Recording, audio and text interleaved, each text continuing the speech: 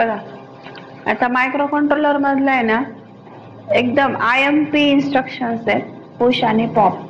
ह्या पेपरला 4 मार्काला येतात कंपल्सरी आणि बऱ्यापैकी याचं ऑपरेशन मुलांना अवघड वाटतं, पण त्यासाठी ना मी पूर्ण इन्स्ट्रक्शन इथे लिहिलेत हां. आणि it is very very much IMP. हां, आता होतं काय बऱ्याच वेळा ह्या इन्स्ट्रक्शन कुठं वापरायच्या आणि कशा वापरायच्या हे आपण प्रोग्राममध्ये बघणार आहे, पण त्याचं जर ऑपरेशन तुम्हाला जर नाही समजलं तर त्या प्रोग्राममध्ये तुम्ही वापरू शकत नाही. तर बघा आता पहिली step push direct. Push direct म्हणजे काय, आपल्याला डाटा स्टॅक पॉइंटर पाहिलेला आहे तुम्ही, मायक्रो कंट्रोलरमध्ये स्टॅक पॉइंटर असतो. स्टॅक पॉइंटरचं फंक्शन काय आहे, डाटा नेहमी आपण तो खालून वरती स्टोअर होतो. म्हणजे काय, तो समजा हा तुमचा स्टॅक पॉइंटर आहे असं कन्सिडर करा. या स्टॅक पॉइंटर मध्ये नाही का डाटा ना नेहमी हा स्टॅक पॉइंटर आहे इथं मध्ये हा, डाटा नेहमी खालून वरती स्टोअर होतो. म्हणजे सपोज याला FO आणि FO आणि FILO असं म्हणतात. म्हणजे काय, last in first out, first in last out. जो आधी स्टोअर होतो म्हणजे खाली आधी पहिल्या खालच्या लोकेशन मध्ये डाटा स्टोअर होणार, नंतर इथं. जो आधी स्टोअर होणार आहे तो शेवटी बाहेर पडतो, कारण बाहेर पडताना आधी वरच्या लोकेशन मधला डाटा बाहेर पडतो आणि मग खालच्या लोकेशन मधला डाटा बाहेर पडतो. तर आता ह्याच्यामध्ये मला सांगायचं काय आहे की डाटा तुम्हाला स्टॅक वर लोड करायचा आहे.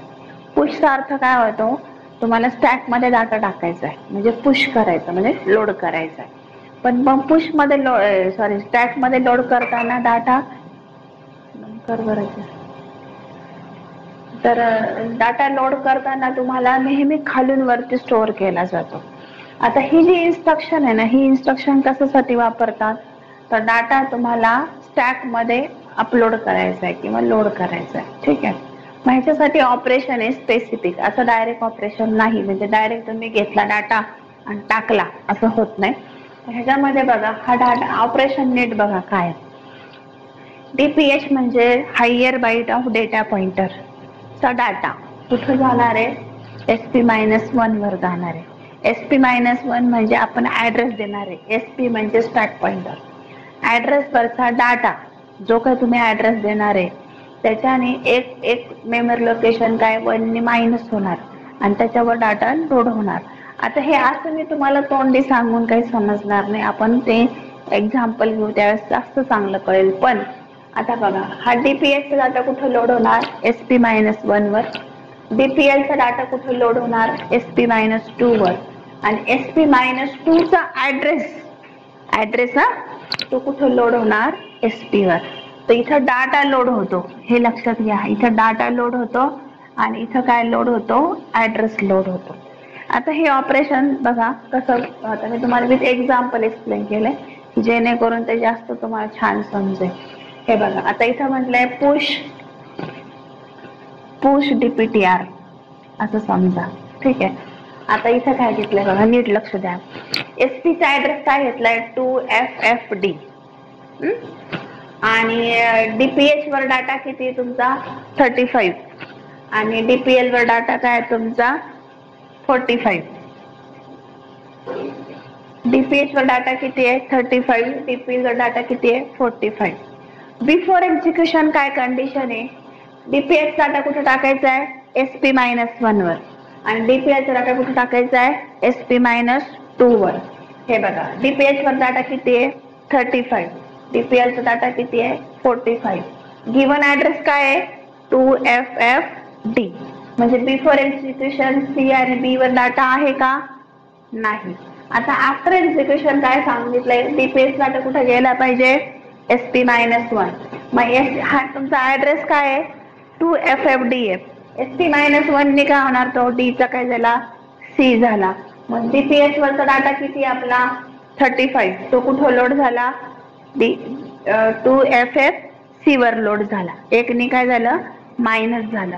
आणि दुसरा DPL चा डाटा कुठे गेला पाहिजे SP-2 वर. म्हणजे काय कशावर गेला पाहिजे B वर, कारण गिवन काय D ने एक मायनस केला तर काय झाला C, 2 ने मायनस केला तर काय झाला B आणि त्याचा डाटा किती आला 45. आणि नेक्स्ट काय सांगितलंय, SP-2 चा ऍड्रेस.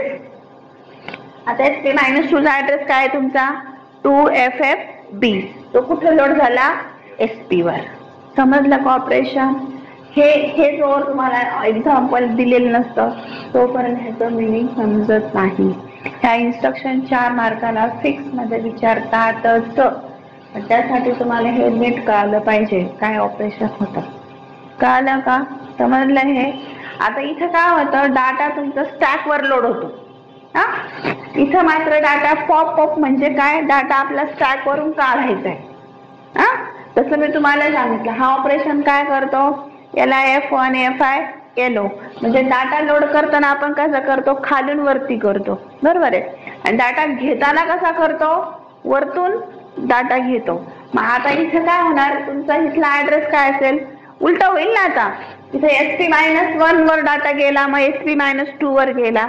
आता काढून घेताना कसं काय येईल, तो उलट होईल ऑपरेशन. बघा, SP चा जो ऍड्रेस आहे त्याच्यावरचा डाटा कुठं जाणार, DPL वर.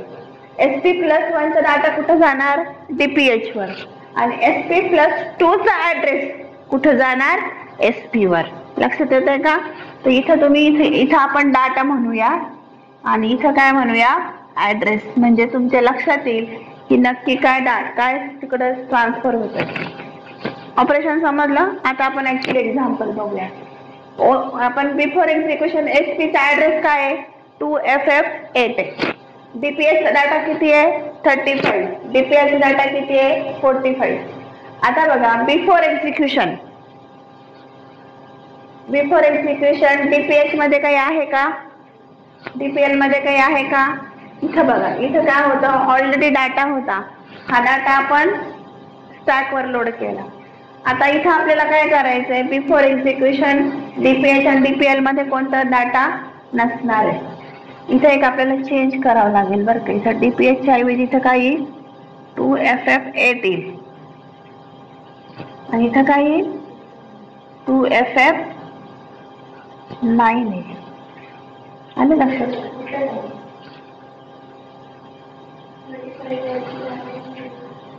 इथं 9 आहे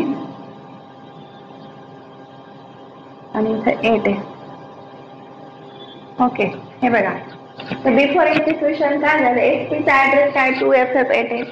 त्याच्यावर 2FF वर डाटा आहे 45 आणि 2FF9 वर 35 आहे. तर हा तुमचा SP चा ऍड्रेस आहे. मग SP+1 काय झाला, 9 आणि SP+2 काय झाला, 2FF8. येते का लक्षात. हा SP चा ऍड्रेस आहे दिलेला. SP+1 काय होईल, 2FF9 होईल ना. आणि SP+2 काय होईल, 9 नंतर काय असतो, हेक्स नंबर येते, 2FF8 झाला. आता ऑपरेशन काय सांगते, SP वरचा डाटा कुठं जायला पाहिजे, DPL वर. मग SP चा ऍड्रेस काय आपला, 2FF8 आहे. ह्याच्यावरचा डाटा किती आहे, तो कुठं गेला पाहिजे, आला का. आता इथे काय सांगितलं, SP+1 नेक्स्ट ऍड्रेस का झाला, त्याच्यावर डाटा काय आहे, तो कुठे गेला पाहिजे, आला का. आणि SP+2 चा ऍड्रेस म्हणजे कोणता ऍड्रेस आहे, 2F, तो कुठे गेला पाहिजे, आला का. समजलं का. इथं डाटा पॉपअप झाला म्हणजे स्टॅक करून डाटा DPTR ला गेला. इथं डाटा पुश झाला म्हणजे DPTR चा डाटा स्टॅक मध्ये लोड झाला. इथं ऍड्रेस काय होतो, मायनस होतो म्हणजे डिक्रीज होतो. आणि इकडे ऍड्रेस काय होतो, इन्क्रीज होतो. कारण इथं डाटा नेहमी आपण खालून वरती लोड करतो. म्हणून इथं देताना हायेस्ट ऍड्रेस दिलाय आणि एकने डिक्रीमेंट केला. इथं डाटा घेताना आपण वरतून घेतो. म्हणून इथं ऍड्रेस देताना छोटा घेतला आणि तो इन्क्रीमेंट केला. फरक लक्षात आला. It is very IMP. दोन्हीपैकी एक इन्स्ट्रक्शन कंपल्सरी येतेच 4 मार्काला. तर मला सांगा की इन्स्ट्रक्शन किती बाईट असेल आणि ऍड्रेसिंग मोड कोणते आहे.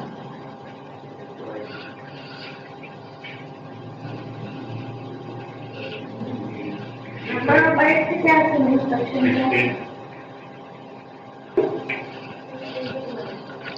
16 बीट, हा 16 बीट बरोबर आहे, पण ऍड्रेसिंग मोड काय असेल? ऍड्रेसिंग 16 बीट नाही, ही इन्स्ट्रक्शन किती बाईट असेल? 2 बाईट. 2 बाईट कशी? तर हा अपकोड फेचिंग साठी 1 बाईट गेला आणि डाटा तुमचा 8 बीट आहे. अर्थात आपण आता डीपीटीआर वापरला तर लोअर बाईट हायर बाईट आला, तर ही इन्स्ट्रक्शन होईल तुमची 3 बाईट, कारण लोअर साठी 1 जागा, हायर साठी 1 जागा आणि अपकोड फेचिंग साठी 1 जागा. ऍड्रेसिंग मोड सांगा मला कोणता येईल? इनडायरेक्ट का बरं? तुम्हाला ऍड्रेस माहिती ना, हा ऍड्रेस दिलेले ना 2FFD. इन्स्ट्रक्शन का झाली? डायरेक्ट ऍड्रेसिंग मोड झाला ना. नंबर ऑफ बाईट्स 2 और 3.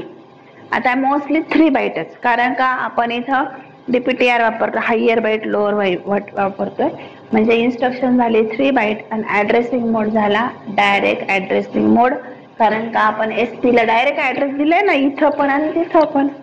मग इथं ऍड्रेस माहिती आहे ना तुम्हाला, ऍड्रेस वरचा डाटा तुम्ही टाकताय किंवा काढून घेताय, म्हणून इन्स्ट्रक्शन झाली तुमची डायरेक्ट ऍड्रेसिंग मोड. समजलं का? हे पिटपॅट करून टाकायचं आज आत्ता ताबडतोब.